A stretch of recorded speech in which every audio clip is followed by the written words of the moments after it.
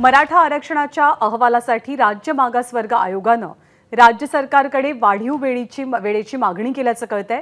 अहवालाचं काम अजून पूर्ण झालेलं नाही, त्यामुळे आणखी 2 ते 3 दिवस वेळ वाढवून मिळावा अशी विनंती आयोगाची आहे। राजू सोनावणे आपल्याला माहिती देतील। राजू, नंदा पाहतो आपण खरं तर मागासवर्ग आयोगाचा अहवाल जो आहे तो 15 तारखेपर्यंत येणं अपेक्षित होतं, मात्र अहवालाचं काम जे आहे ते अजून पूर्ण झालेलं नाही, त्यामुळे कुठेतरी अहवालाचं कामासाठी जे आहे ते 2 ते 3 दिवस आणखी वाढवून द्यावा अशा प्रकारची विनंती जी आहे ती मागासवर्ग आयोगाकडून राज्य सरकारला केलेली आहे। त्यामुळे 2-3 दिवसांमध्ये आणखी हा अहवाल येईल आणि त्यानंतर जे आहे ते राज्य सरकार विशेष अधिवेशन जे आहे ते बोलवणार आहे। मात्र त्याच्या आधी आज मंत्रिमंडळाची बैठक आहे आणि मंत्रिमंडळाच्या बैठकीमध्ये मागासवर्ग आयोगाने केलेली विनंती यावरती चर्चा केली जाईल आणि नेमकं अधिवेशन कधी बोलवायचं या संदर्भात जे आहे ते आज घोषणा होण्याची दाट शक्यता आहे। कारण अधिवेशन बोलवताना रेग्युलर अधिवेशन जे आहे त्यावेळी घ्यायचं की आता 20 तारखेच्या आसपास घ्यायचं यावरती चर्चा होणं अपेक्षित आहे। त्यामुळे आज मंत्रिमंडळाच्या बैठकीमध्ये यावरती चर्चा होऊन तारीख काय मिळते हे पाहणं महत्त्वाचं राहणार आहे। एबीपी माझा,